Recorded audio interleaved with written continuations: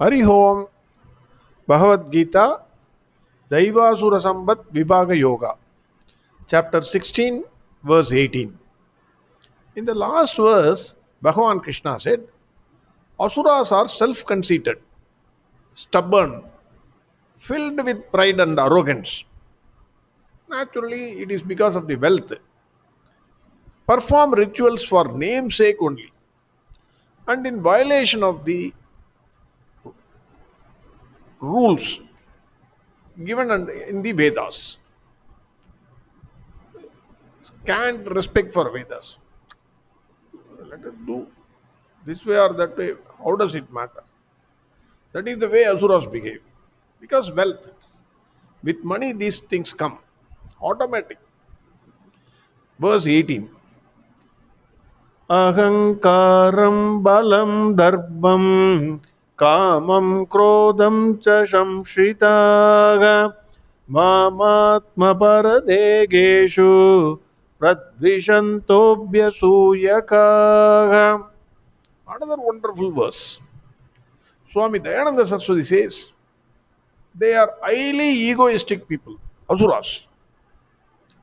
They have the sense of agency that I am the doer, I am the enjoyer, I am the happiest person. These notions are superimposed on Atma, which is the basis of all the problems. Ignorance. That is the cause for all the problems.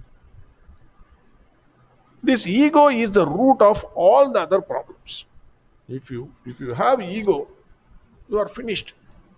The main purpose of reading Bhagavad Gita itself is to destroy that ego so that we can move higher. Ego is the cause for all the problems. They have strength which is used for cruel purposes. Swami Dayananda Saraswati says, this person who is with the ego, Asura, he is having strength and he uses it for cruel purposes. This strength is used for kamam, that is, fulfilling their desires, lust. If these desires are not fulfilled, naturally extreme anger comes. Unfulfilled desire, then anger is natural. We have already seen these things. Whoever comes in between the person desiring an object, the desired object, then the anger will go against that person. Swami Dayananda Saraswati calls ego as the kingpin. Wherever he goes, then the henchmen follow the kingpin. That is balam, strength, darbam, kamam, krodam. All these follow that henchman, ego. Even if Asuras come to know that the indweller of this body is Parameshwara, even if they come to know, they don't know, in case if they come to know. And he is the one to be known. He is Satchit Ananda. Then they hate the indweller. They intensely hate him. We have seen Hiranyakasipu, who intensely hated God. Because I don't want anybody to be compared with me even. I am God. Who is he? That type. They hate Parameshwara by doing all that is against Dharma. So whatever is prescribed in the Vedas, whatever is Dharma, they will reject everything and they will go against Dharma. Then finally Bhagavan says they are Abhyasuyakas. Abhyasuyakaha. That is, they create big issues out of nothing. There is nothing. They hate people who have values because in their presence they will look very small. Hence, they find fault with any person who has any value, even small value if it is there. They will criticize him like anything. Suppose if there is some value in reading Bhagavad Gita, But immediately he will say, Tatam Vedamodan. That means Asura, Rakshas is reading Vedas. What is the use? It's all humbug, he will say. Even if we want to evolve, if I want to evolve, he will say that this Asura is reading Bhagavad Gita. What is the use? So anything you do, he will criticize. That is what Swami Dayananda Saraswati says. Swami Chinmayananda says, once egoism takes possession, then that individual steadily sinks to the ugliest depths of animalism. Ugliest depths of animalism. Drunk with ego, he falls from the dignity of a cultured man and behaves like a beast. Swami Chinmayananda says he is physiologically a man, but temperamentally an animal, a two-legged animal.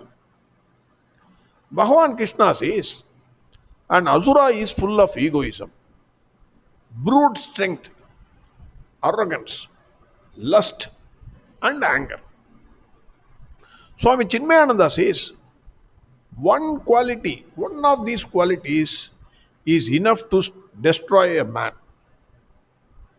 But Asura has got all these qualities. Then you can imagine what is the harm in living these values.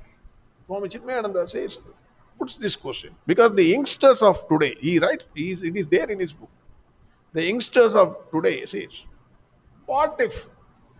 Why should not I live these values? If you don't have ego, how will you be successful in the materialistic world?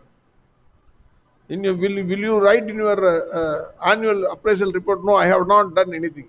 Everything is done by God. Will you write like that? Without ego, how will you be successful? So you will question like that. Today's youngsters, they have this mentality. So what is harm in living these values? Bhagwan Krishna says, the consequence is nothing but total destruction of life. I am not saying you should not write about yourself. You should not misunderstand Bhagavad Gita also. But you should not carry it in your head. You should not behave in the company that I am the king. I have seen many kings who have fallen immediately. With the head weight, if you move in the company, nobody will be your friend. You will become enemy number one for everybody. If you are head weighted, egoistic person. So naturally total destruction of your life in the company also. You should be humble. Vidya Vinaya Sampanne. Bhagavan says, they not only hate me, who is present in their bodies. Because without self, without the life principle inside you, then you are a dead body. They not only hate me who is in their bodies, but also in others' bodies also. Sarva Degeshu. Swami Chinmayananda says, a mind gets tuned up by ethical values of life. By living the ethical values of life. Love, affection, honesty, whatever it is. Then mind gets tuned up. Unagitated, calm, peaceful, serene. The mind is that mind which lives the ethical values is the right instrument to serve the seeker of the self. Because we are all seeking the self. Why we are reading Bhagavad Gita? What is the purpose of reading Bhagavad Gita? If that is not your aim, then it is a waste of time. Ultimate aim is self. Realizing the self is the ultimate aim. You have to develop these qualities. We have to develop these qualities. Known or unknown, I don't know. For me, many of the qualities are unknown till today. So we have to develop, evolve. Unethical values choke the great melody of life. It creates a discordant, purposeless noise, shattering peace within and without. That means neither the Asura will live in peace, nor he will allow others to live in peace.